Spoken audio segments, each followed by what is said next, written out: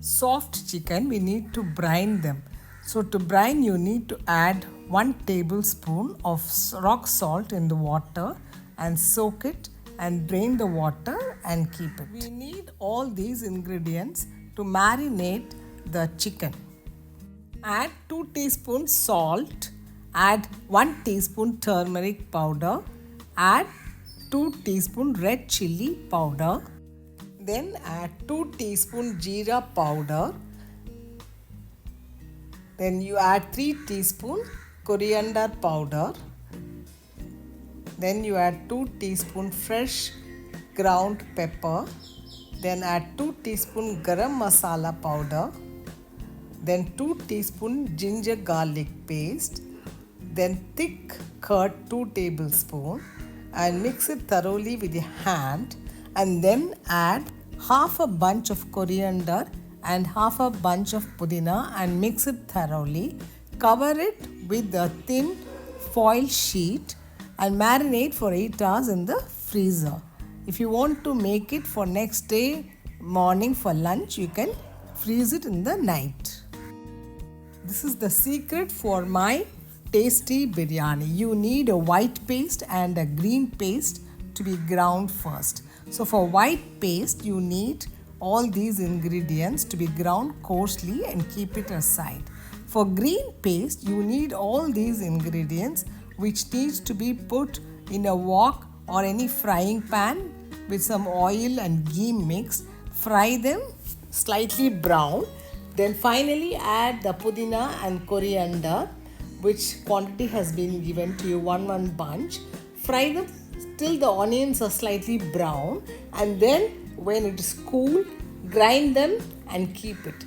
This is the green paste. So once your white paste and green paste is ready, keep them aside. Next, let's see what to do with the rice. So for this, I use only India Gate Basmati rice. Take 1.5 cup of basmati rice, wash it nicely and soak them for 20 minutes in a vessel. If you have a tea infuser, then you can add these 4 masalas inside this to soak it in the biryani rice while cooking. Or you can tie them in a small fabric and put it. Keep a thick bottom biryani pot on a stove and then heat it, and when it's hot, add the 2 tablespoon oil and add the 2 tablespoon ghee in it. When it is hot itself, you add the marinated chicken into it. So put the chicken like this and just stir it so that they don't get burnt at the bottom. And since it has curd and little watery, it will dry up slowly. So keep stirring and watch it very carefully nearby. In a big vessel, boil some water for the rice. So once it's boiling, you add rock salt. You can add about 1 heaped tablespoon of rock salt inside, and then add the garam masala which we had added in the tea infuser into it, and put them inside like this. Let the rice cook. Now the marinated chicken will be half cooked actually in the biryani pot. So keep watching it very carefully. Once the oil starts leaving, then keep it on a low flame and keep mixing it slowly.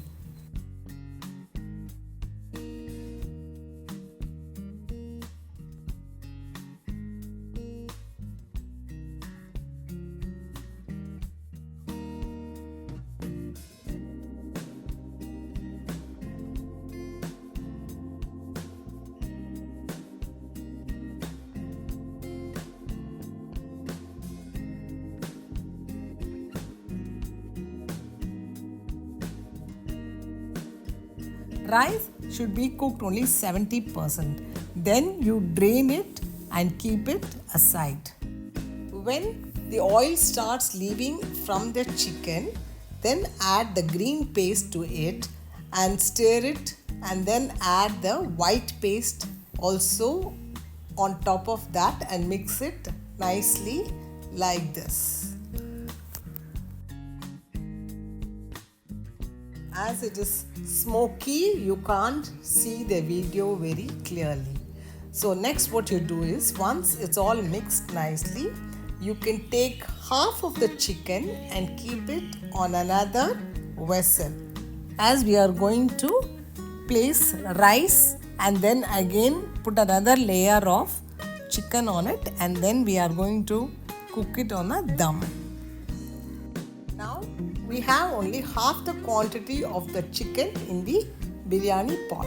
Spread it out uniformly at the bottom like this, and then the drained rice, you can add half of the rice to it and spread it out uniformly over it. And then you add the other half chicken which you had taken and kept aside, put it on them and spread it uniformly so that they are covering the complete rice. Once this is done, then you can add the balance rice over it. So we will have 2 layers of chicken and 2 layers of rice.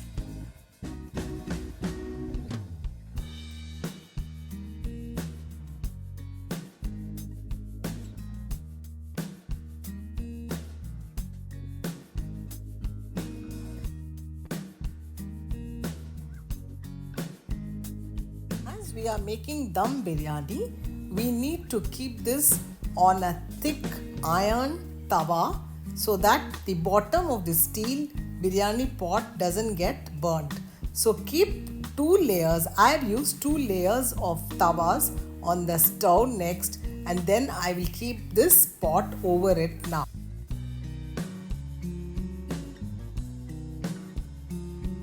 Now soak some saffron in 1/4 cup of warm milk and stir it so that you get a very good yellow color, and also it will give a good flavor to the biryani on top.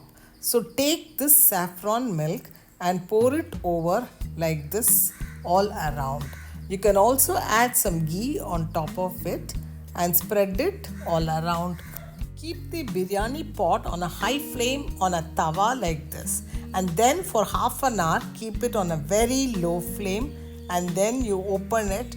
You will get the rice without sticking.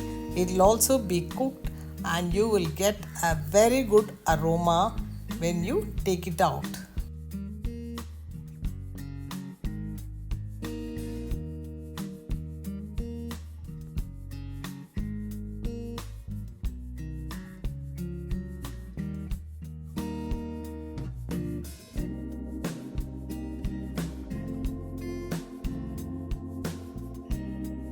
You can have boiled eggs and chicken cutlet along with this biryani to serve with some raita.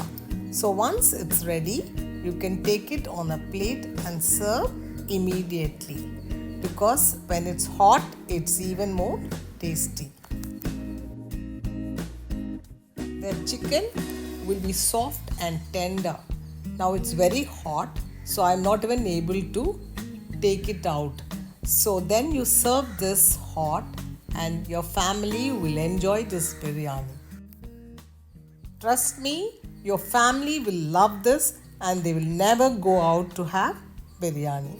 I dedicate this biryani to my children, my grandchildren, and to all of you. Thank you for watching my video.